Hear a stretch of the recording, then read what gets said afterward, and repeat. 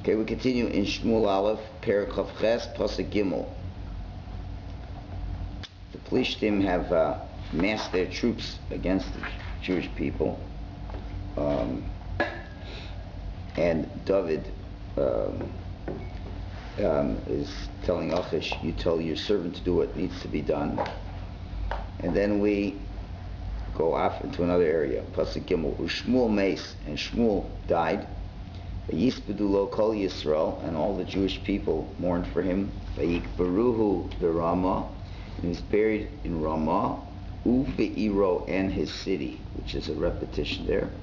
V'Shol heisir ha'avos v'es hayidonim meharetz, and Shol removed the avos and the yidonim from the land. So let's see what the Malbim has to say over here. Even though this was already mentioned before that Shmuel passed away, so why does it have to be mentioned again? So it's being mentioned here a second time because for one of four reasons. And he explains, and that's how the pasuk unravels itself. Shmuel Meis, and Shmuel died. So the Malbim says, and because of that, Shaul has to remove all the avos and the yidonim from the land. Avos and the yidonim is certain practices that we just recently learned in the Rambam. Torah says that a person is not allowed to go to resort to certain practices, which is a type of what would we call black magic, or ways of being able to contact the dead in non-conventional ways that the Torah prohibits. We're not supposed to ever contact the dead anyway. And there's different incantations that are done in different ways in which one wishes to speak to the dead. And we don't have to go into all the details right now, but those are different practices that are done, which is forbidden by Torah law. So when Shmuel was alive, no one would be tempted to resort to those tactics, because who would be foolish to resort to speaking to the dead when you've got a living Navi who you can speak to that can deal with all the issues you have in life to help you with your avodas Hashem and your bitachon, etc., etc. And as well, there were also many Nevi'im themselves who could help people out. So now that Shmuel died, the whole era of Nevuah, so to speak, closes. And therefore, people want to find out the future or things like that, going back to the Ov and Yidoni practice. And therefore, Shaul aroused himself to destroy the Ov and the Yidonis.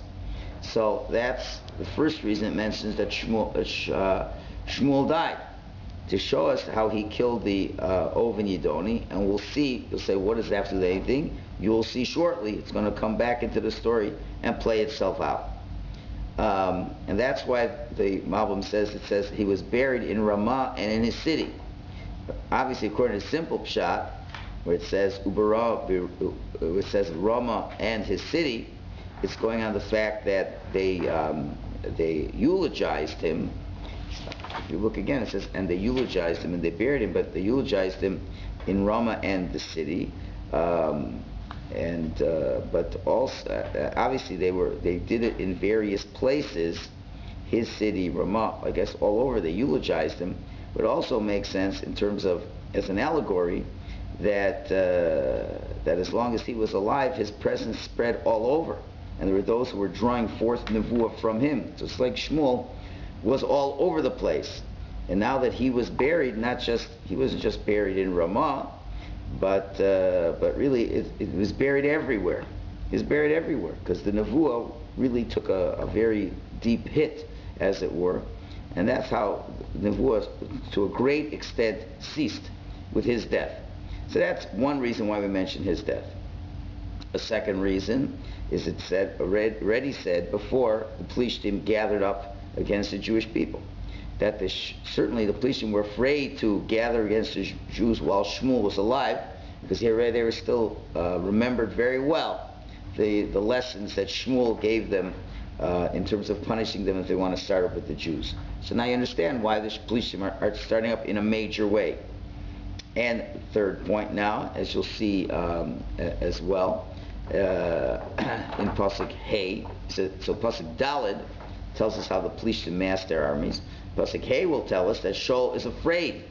Yes, he's afraid because as long as Shmuel was alive, he relied on the schus of Shmuel. And now that Shmuel's not alive, he doesn't have anyone to rely on, and that's why he's afraid. And when he's afraid, he'll now resort to tactics that he should not employ. And finally, we'll see that Shul then tries to find means to speak to Hashem in a halachically permissible way, and he tries all kinds of ways which don't work. But clearly, if Shmuel was alive, the first thing he would have done was to go to Shmuel. He wouldn't have to resort to other tactics, and ultimately to forbidden tactics. So that's why it's mentioned that Shmuel died, even though it mentioned it before in its right place. But now we see the effects of his death in so many ways. So continuing in Pasuk Dalet, Vayikavtzu Plishtim, and the Plishtim gathered themselves. Vayavo vayachanu b'Shunem, they came and camped in Shunem. Vayikbot Shol es kol Yisrael, and Shol gathered all the Jewish people. Vayachanu ba Gilboa, and they camped in Gilboa.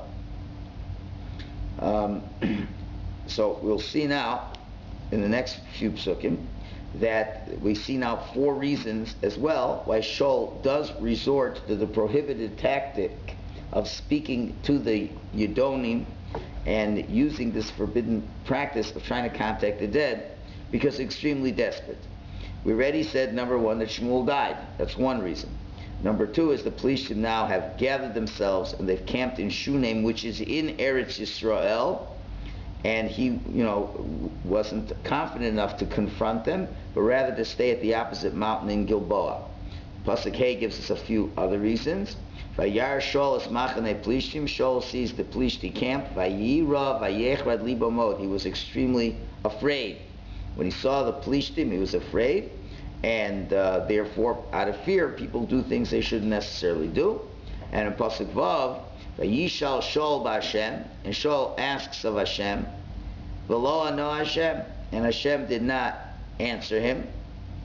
And now we get particulars about that. Gam b'chalamos, even if it was through the power of dreams, where you go to holy people, you tell them your issue, they should think about it, and Hashem may come to them in a dream, give them an answer. Gam b'urim, also with the urim v'tumim, the Kohen's breastplate. Gam b'nevim, even what nevim that were left, it just wasn't getting any answer, no matter what way he did things. And therefore, since he's not getting an answer in a halachically, conventionally acceptable way, therefore he resorts to a not acceptable way. Again, that's when Shul seems to make his mistakes, when he's, gets nervous and gets afraid. So many people do have arrows. And of course, he would not have initially wanted to do this at all. But it's, desperate times, people do desperate things. Now, it's interesting. It says in Divrei Hayomim, when it recounts this story, it says that Shul was doresh, seeked out from the Ov, but did not seek out from Hashem, which seems to contradict over here, asks the Malbim.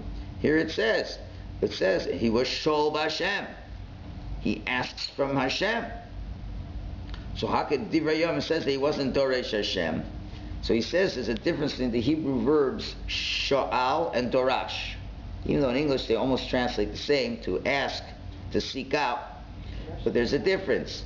Drisha, when we say the word he's doresh, it means you're doresh and you're looking for Hashem. You're mevakesh es Hashem with all your heart and with your prayers.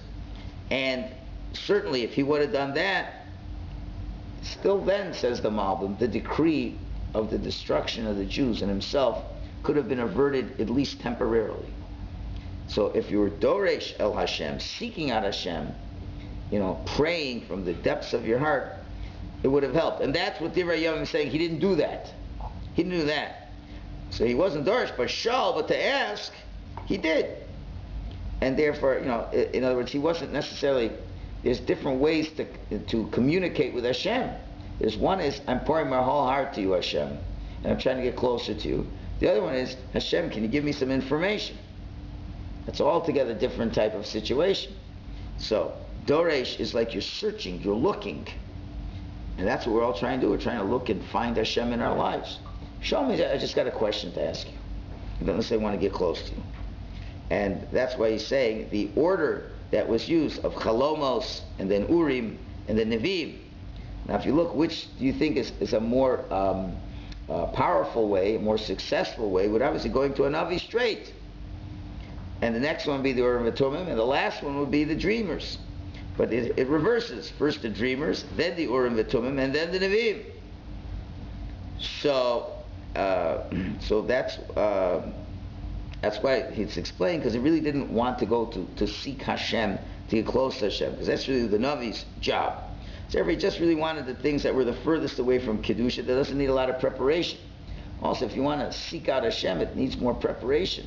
So therefore, he wanted the fastest answer possible. Go to the dreamer, I'll get an answer the next morning. Let's go to the Urim V'Tumim, I get an answer quickly. The Navi, it's ready. It's a lot more involved.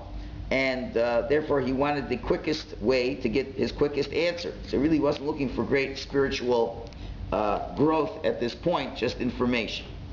Now, the Meforshim do note over here, what's this idea of asking from the Urim V'Tumim, and why he does not get answered.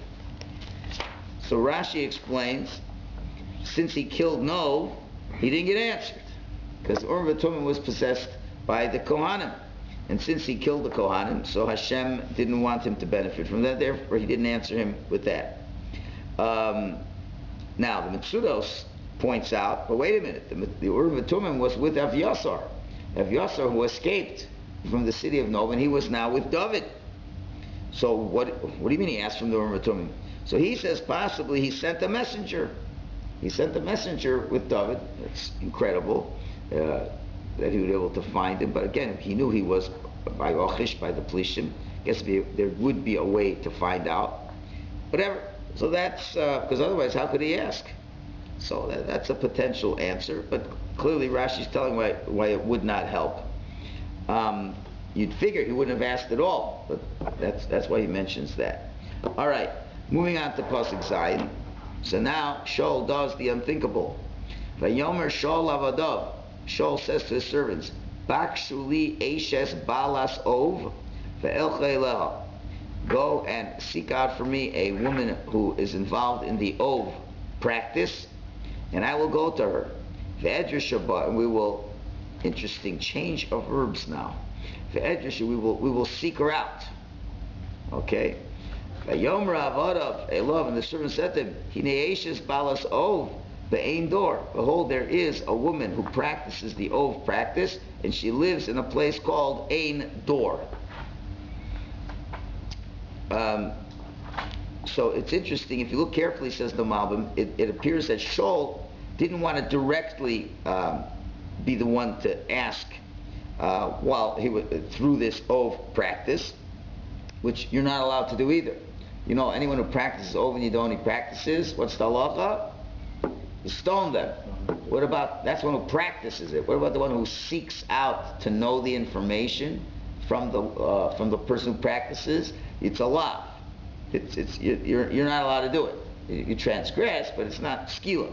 So certainly he wanted the woman to do the asking. He wanted her to do what's totally prohibited. He only would do what's rabbinically prohibited of asking. Now we'll see what happens later on. Only when Shmuel appears to him, he actually engages in asking as well. But initially, he wasn't planning on doing such a terrible aver. I mean, it's bad. And if it's not him, it's at least costing someone else to do an aver. But why a woman? Because forgot where it says. Yeah, because it's found. Mitzuda says because it's found more by women. Because it says in the Torah, "Machashefa lo sechai," don't let a woman witch live. Women generally are more involved in this practice, and even in the secular world, I think always needs to be a woman. No, it always be a woman that'll read you this. They're more spiritual, whatever, so it can go in a negative way as well. So that's why he figured it would be a woman who would be involved in it. As most of the stories in the Talmud, when it talks about people who resort to that, it's more done with even in the Goyish world, you hear more about witches than warlocks. Okay. The Medrash in Vayikra Rabbah says an interesting way of analyzing this story. They said, what Shaul did comparable to? So Reish Lakish says it's an analogy to a king who goes into a country and he decrees and says that we should shecht every chicken that's in the city. Okay, Then he needed to get up the next morning and needed an alarm clock, a rooster, right? So he says, is there any roosters that can wake me up in the morning? So they said, listen, you just made a decree to kill up all the chickens, all the roosters, right? So what do you want from us? So the same thing, Shul, he removed the Ov and Yidonis, and he goes to them and said, do you have anybody who practices the Ov practice? But still in all, what does it say? Yes, there is one. So that's what's happened. So the Musa Navim explains, and the Medrash says a little bit more. I didn't say it totally the way it was there. So when he asked from to find an Ov practicer, it says Afilu Ke Nemar. Still in all, it says, and they said that there was a lady in Endor. What's this Afilu Ke? Even so, they said this. So the Musa Navim explains that because the truth of the matter is, there should be the guys who he asked, we'll see who it was, they should have been afraid to answer that. And the answer they answered. See, there is somebody, because then Shul would punish them. How is it that you knew there was a woman like this and you didn't tell me about when I was on the rampage to kill them all? If Shul gave orders to kill them all, this was going to all get killed. Now he asks his servants, maybe we didn't kill them all, which really means to say you're derelict in your duty, and they would be afraid to say it. Still, no, they gave the information. Because well, he told them to stop. He told them to stop. Doesn't matter. But if you stop them, then they don't practice it anymore. So usually it means you kill them, and if you stop them, they stop them. They don't do it anymore, and that's it. But since they saw him such great pain, so they weren't concerned about that maybe he'd punish him, and they did it anyway, and told him what the story is. Now, the truth is, who did he ask, and who was this? So the person who informed this was Avner ben Ner, and the Medrash says, and how did Avner ben Ner know there was somebody who could still do it? Because it was Avner's mother. And he got her off the hook by telling her just to stop. They really killed them all out. He told his mother to stop practicing. So she stopped practicing for a while. But it seems that they killed all the other ones. And so Avner, I guess for his mother, he had Rachmanis on his mother, so he didn't kill her. He said just stop practicing it for a while, till the heat's off. So she stopped practicing. So otherwise, how would they know? How would they know if there was one? They were trying to kill them all. I mean, Mamonashach. If they knew, they would have killed her. If they didn't know, then how would they know now? So the answer is, it was Avner who knew that it was his mother, and that's why he was able to get the answer so quickly. Fine. So Pasuk Ches, Vayechapes Shaul Vayilbash Begodim Acherim. So now Shaul disguises himself, and he puts on other clothes, not royal clothes. Vayelechu Ushnei Anashim, and he goes with two men.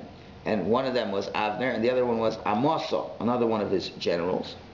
Imo with him. Vayavoel Isho Laila, and he came to the woman at night. Vayomer, and he says, Kosmini li ba'ov. Please do the incantations for me through the Ov practice. V'hali li eis asher omar elayich, and raise up for me the one that I ask you to raise up for me. So the Malbim explains that Shaul is going out of his way to make sure this woman does not realize it is Shaul HaMelech. So therefore, number one, what did he do? He changed his clothing. Number two, he went with two people. A king doesn't just go with two people. He goes with a large entourage. He also came to her at night, according to the Pashup shot. And at night, the king doesn't go around at night. And number four, he didn't immediately say to bring Shaul, because then she'd realize that a commoner does not, ask to bring up a Navi. And so he wanted to make sure that right away he wouldn't tip his hand, as it were, and to show that he was, that who he was. Interesting, the Midrash in Vayikra Rabbah continues. In Vayikra Rabbah Chavav, there's a whole Midrash that explains every little bit that went on in the story here. So what does it mean, Vayechapes Shaul Vayilbash Begodim Acherim? Really, it's repetitive. He disguised himself and put on other clothes. Just say put on other clothes. So Vayichapes, even though it means to disguise oneself, it also has the same root as chofesh, which means free. And says the Medrash, Naseh Chofshi L'Malchuso, he became free from the kingship. Meaning to say, by sinning now, But this was like the final straw that broke the camel's back to the timing of his death. He didn't necessarily have to die now. He was destined. It seems he didn't do tshuva, wasn't going to do tshuva. He was going to have to get killed. He didn't have to get killed now, but the fact he did such a terrible avera of resorting to speaking through the oath practice, so that was the last straw. He lost his kingdom. Therefore, vayichapes comes where chofesh, it's free. The kingdom is freed from him. He's no longer the king anymore. He doesn't act like a king, and he's told he has no protection that a king should have. He goes with two people. We said it's Avner and Amosa. The Torah teaches you derech eretz that this person should never go out with less than two people. When you go out, when you're an important person, you never go out with less than two people. He came to the woman at night. So now the Medrash says, was it indeed night? It appears that it wouldn't be night, because part of derech eretz is clearly 3 men should not go to a woman late at night, in terms of yichud and things like that. Even though maybe technically you could, but certainly it's not appropriate. And therefore, you think a king, he was a tzaddik, don't forget. So you think he's going to do that? So it was certainly daytime. So why did Torah say it's night? It was as dark for them in terms of the future being so bleak. When you know that you have no way out of a situation, it's like it's dark. So his situation was dark for him. Again, you still see the greatness of Shul flaring up a little bit. That when he saw there was something wrong going on, he went and got rid of it right away. Immediately he removed all the Ov and Yidonis, which again is part of what Yosef's all about. Sur Meirah, get rid of the evil. But on the other hand, there's a certain spiritual imbalance that was going on as well, and therefore he resorts to making a terrible mistake as well. Okay, continuing.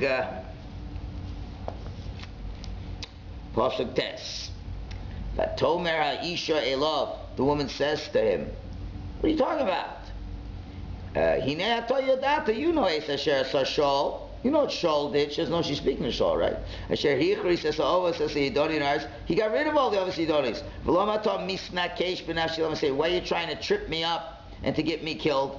Trying to get me in trouble over here? Nobody keeps this stuff going on over here. Was it a sting operation or something? I'm not into this." Pasuk Yud. So the Medrash adds a few things in between the lines over here. Avner quietly goes over to his mother and says, "Listen, don't worry, you don't have to worry, the guy's not going to get you in trouble. Just do what the man asks. And I'm your son, I saved your life, and you listen to me." Still in all, Pasuk Yud, Vayishav Allah Shul b'Hashem lemor. So Shul swore by Hashem, saying, "Chai Hashem, I swear by Hashem, ki krei chavom b'davar zeh." Nothing bad's going to happen to you. No one's going to pick you up from being a sinner over here. No one's going to tell the king. Yud Aleph. Vatomer Aisha, the woman says, "Es me, al elach, who should I bring up for you?" The Yomer es Shmuel halili, bring up Shmuel. Now, according to some of the Forshim, you don't know which Shmuel it is. It could be a lot of Shmuel. It could be Shmuel Schwartz. Okay, Shmuel the woodchopper. Right? Didn't want to again tip his hand yet, and it could be Shul wasn't so aware of all the details going on over here. Maybe it was the real Shmuel. I don't know. But according to many, it's not clear. Okay, now the fun begins. Pasuk Yud Beis. Vatera ha'isha es Shmuel. This woman sees Shmuel. Vatizak b'kol gadol. She screams out loudly. Why is she screaming? Vatomer isha Shul. The woman says to Shul, and we're saying, "Lama rimi sani. Why did you fool me? Ve'ata Shaul, and you are Shul." Now, how does she know this? We'll have to see in a minute. And in this pasuk, interestingly, but you see, at this point, it seems she was. You'll see in a second that she was able to bring Shmuel back from the dead, which now prompts a major discussion in the Rishonim. They all talk a lot about this. How is it possible that a woman who is a witch can rule over the soul of a Navi? Remember, Shmuel HaNavi here. We're not talking about, what do you call it, Korach, or someone like this, who's a Rasha and is somewhere in Gehenna, and maybe the forces of evil have a connection with Gehenna. You have Shmuel, who's Sorer B'Tzror HaChaim. He's bound in the bonds of life. He's up near the Kisei HaKavod. He's way up in the holiest places. How is it that a person can resort to spiritually negative things and pull a tzaddik out of Gan Eden? It's incredible. How is that possible? Can understand, maybe wicked people, but a tzaddik should be protected by Hashem. So what's going on over here? So there's a whole number of answers to this. The Malbim brings a number of answers and rejects them all until he gives his interpretation. So first he brings from the Gaon Reb Shmuel ben Chofni and says that this whole thing was just foolishness. He says, "Hayadavar kaze v'hisun." The whole thing is just made up. And that is similar to the Rambam's position of all this stuff. The Rambam says, people, and it's similar to what the Ralbag is saying. The Ralbag also says, "Mipulas koch hadimyon." It comes from imagination. In other words, there's one theory about all these things that says really nothing to this, and people pretend, and they say all kinds of crazy things, do all kinds of crazy practices. The Rambam explains, what exactly happens, that you do certain incense offerings, and then you wave around certain fragrances, or you take certain bones, dry bones, you take, and then it appears that a voice is coming from beneath the earth or from your armpit or whatever, and you play the whole shtick, and you play a lot of the power of imagination.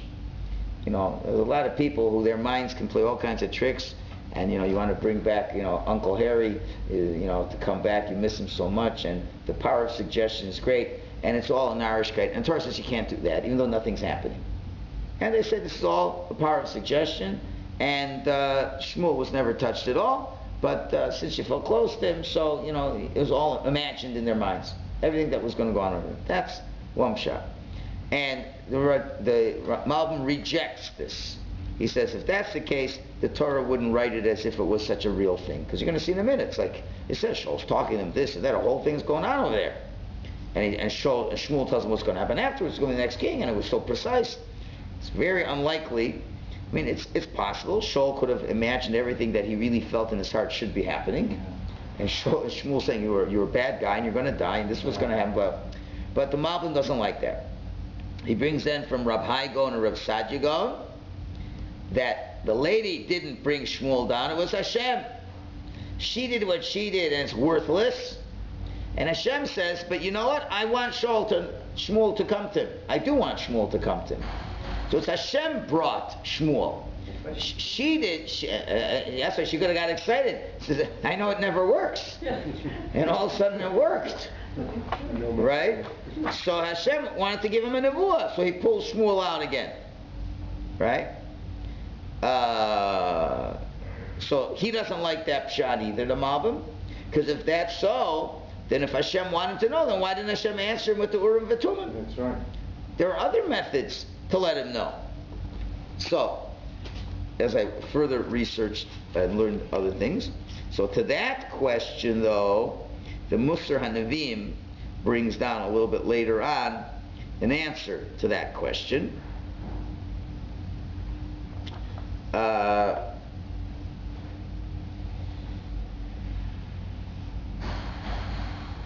And he brings this as the Radak's question.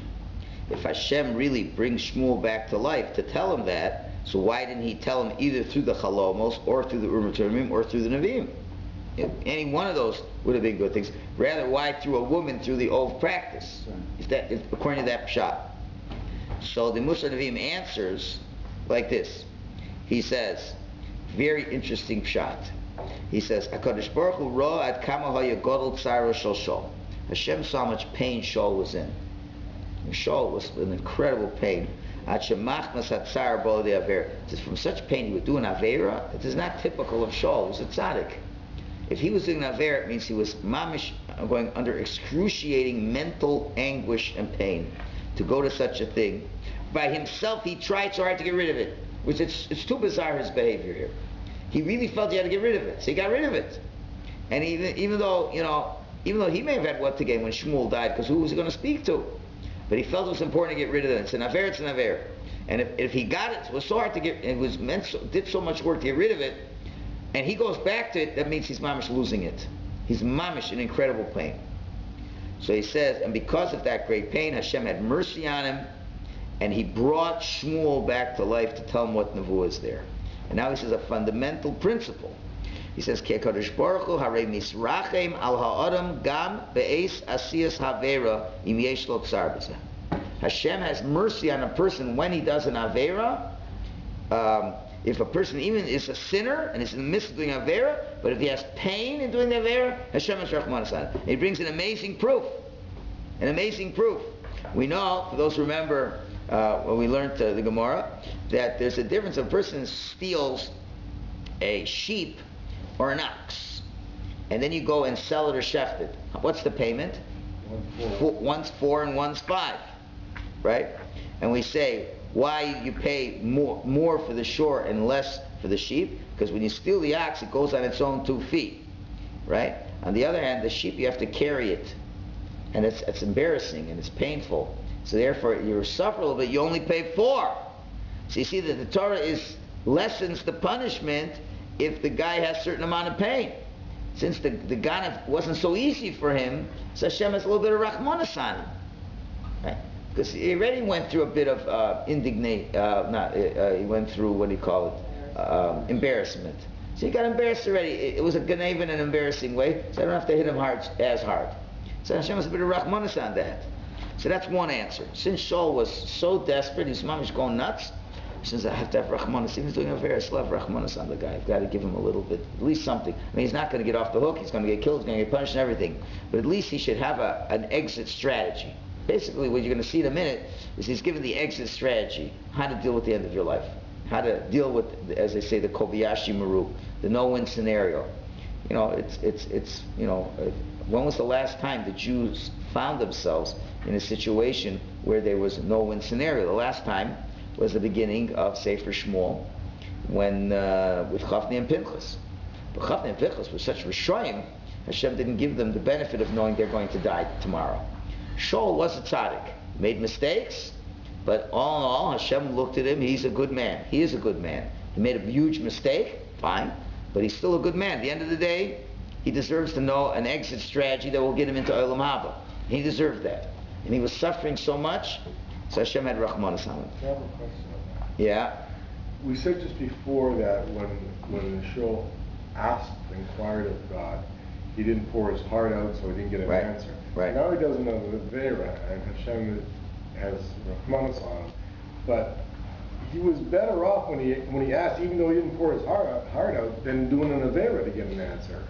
It seems that from what he's saying is he didn't seem to be in pain. But you know what I mean?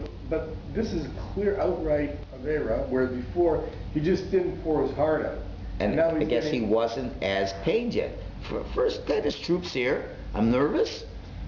Not in pain yet. Desperation. And right, is that a point of desperation? Now he's doing exactly what he's not supposed to be doing. Right, but he wasn't in a desperate state before. It's like person has medical problems. Well, they go to all the best doctors in the world, and they ain't looking to Hashem, right? And then finally, the doctor said it's not hope. Then the guy goes to Hashem.